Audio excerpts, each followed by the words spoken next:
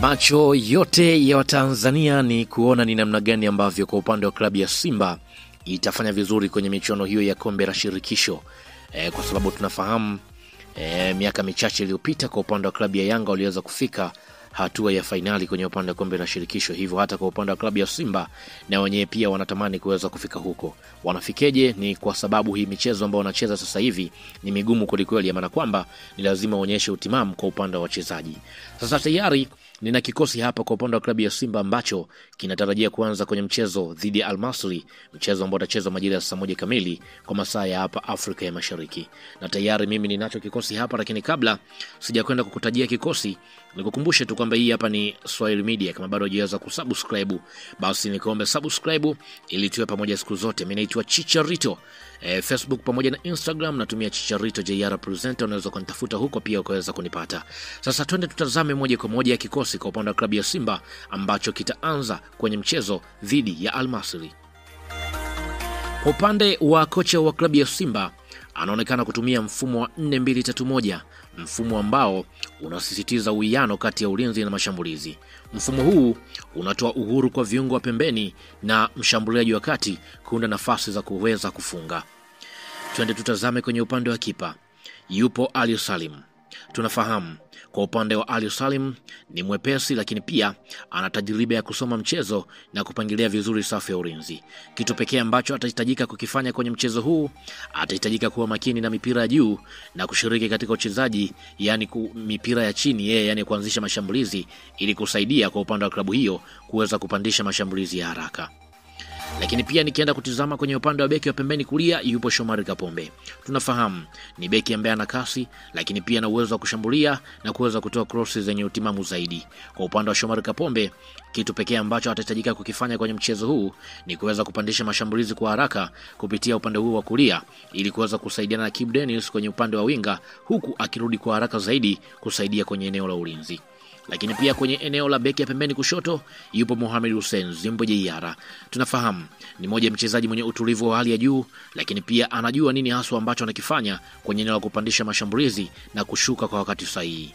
Majukumu makubwa ambayo ataweza kuyafanya kwenye mchezo huu, atahitajika kulinda upande wa kushoto na kutoa msaada kwa Elim Panzu kwenye mashambulizi, hasa kwa crosses za ndani. Lakini pia nikienda kutizama kwenye upande wa beki wakati, yuko Abdulrazak Hamza pamoja na Chamu Karabu. Tunafahamu ni moja ya mabeki ambao wana nguvu na uwezo wa kucheza mipira juu na kuzuia washambuliaji, lakini kazi yao kubwa itakuwa ni kuzuia pia washambuliaji wa klabu hiyo ya Al Masry, lakini pia kuimarisha safu ya ulinzi, kukaba kwa nguvu na kusukuma timu mbele kwa pasi za uhakika kwa viungo wakati. Abdulrazak Hamza na Chamu Karabu kwa siku za hivi karibuni tumeona namna ambavyo kama hivyo wanaendana kulingana na vile ambavyo wanacheza. Lakini pia nikienda kutizama kwenye eneo la viungo wakati, yupo Yusuf Kagoma pamoja na Fabrice Luamba Ngoma. Tunafahamu viungo hawa namna ambavyo wana uwezo mzuri wa kupokonya mipira, lakini pia kupiga pasi kwa usahihi zaidi na kuweza kusaidia mabeki.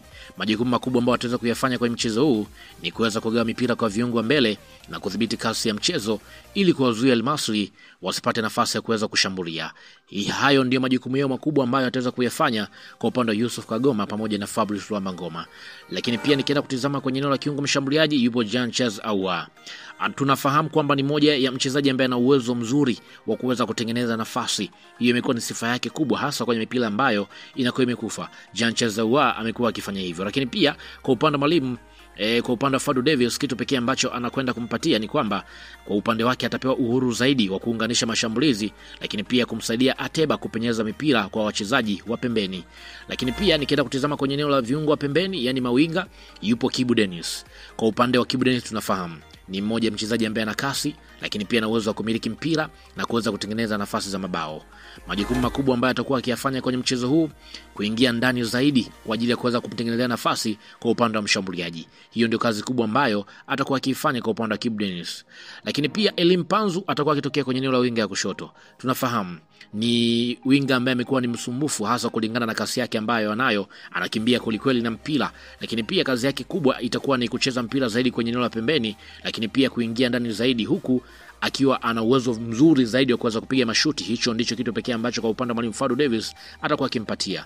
Lakini pia kwenye eneo la mshambuliaji yupo Lionel Ateba Mbida. tunafahamu ni mfungaji mwenye nguvu, lakini pia ana uwezo wa kucheza miguu yote, lakini pia hata kwenye mabao ya vichwa ana uwezo wa kuweza kufunga. Kwa hiyo kwa upande wa Leonel Ateba atacheza kwenye eneo hilo. Tunafahamu yeye ndiye ambaye atakuwa mshambuliaji mkuu kwenye mchezo wa siku ya hii leo.